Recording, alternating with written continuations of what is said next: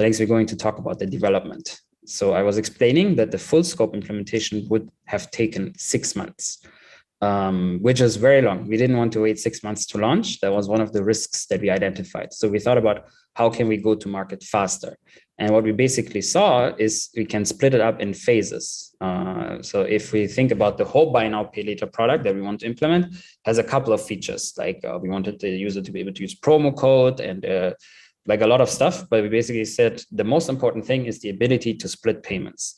So in order to launch the ability to split payments, what we're going to do, we're going to borrow iOS resources, not borrow, we're basically going to hire some additional iOS freelancers and bring them in on the short term, and only iOS because it cuts down cost and you only focus on launching one platform first. And most of our users are iOS users. So then we can capture the biggest market first, and we can also use that to validate if we should continue on Android or not. And we split out the backend phase also for one. And that's how we then basically launched, only within 2 months. And only after that, we started to look at the phase 2, where we launched the iOS phase 2. And then we gave those resources back. So iOS was slower, but we started getting in Android resources so that Android phase 1 and phase 2 could launch as quickly as we could launch iOS phase 2, and backend phase 2 would also happen. And only then we started working on the backend phase 3, which was the last part. So phase 1 is the core solution. In our case, phase 2 was the ability to use promo codes and also the ability to discover those merchants on our app.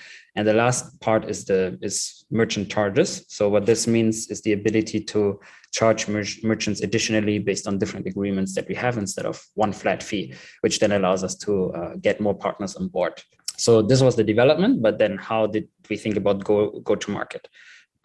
Because as I told you, the new products, we have to sell them to merchants because we want to have certain, like we want to charge them, we want to get more commission from them because we're going to bring them more customers. So that means we need to have individual agreements with all our partners, even though they are already on our app. So we said, screw that, that will take way too long. So during the validation phase, so while we rolled out the product, we actually said we're going to roll it out to all our merchants free of charge. So we're not going to charge our merchants for this solution. We're just going to roll out to everyone. All our users can use it everywhere, just so we can get some traction and we can get some buzz, like marketing. Everyone can use it, everyone can experience it. And then at the same time, our sales force on the ground is selling the product and signing partners, so that after this first initial rollout phase to all merchants, we would have enough partners signed that we then can only roll it out to those signed partners, where then also the backend phase 3 came in, where we have the ability to charge those partners, that we actually charge this commission fee automatically, and we don't have to think about how do we get it, how do we get our money. And that's basically then how we thought about our development and go-to-market plan, and the ability to launch our MVP within 2 months instead of 6 months. And also, of course, consumer marketing team, they were also marketing the hell out of the product for the first 3 months of it being in the market. But after that, then our customers already know it exists and they can focus on something else. In the best case, I shouldn't spend any time on this if I did my job as product manager right. So at Faith, we have a marketing team, and we also have someone that is called a product marketing manager. So that person is basically responsible for translating the product into marketing.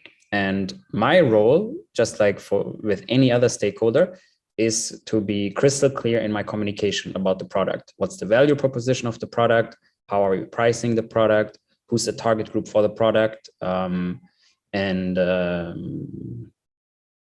the value proposition? And all of that is the job of a product manager in any case. It doesn't really have anything to do with marketing. You need to know who's your target group, even if there's a marketing team doing all of that, because the product needs to be targeted and tailored to your specific user group. So I'm just doing all of that in the initial discovery phase of the product, and I document that. And in the ideal case, the product marketing manager can just take that and roll with it. Of course, as the product manager, I'm the best person to come to if they have questions like, does this positioning make sense? How do you feel about this? So of course, I'm involved in feedbacking some of the marketing messaging or giving them suggestions how they can do things, but that's not my core job. So I could spend zero time on it, but it's not much.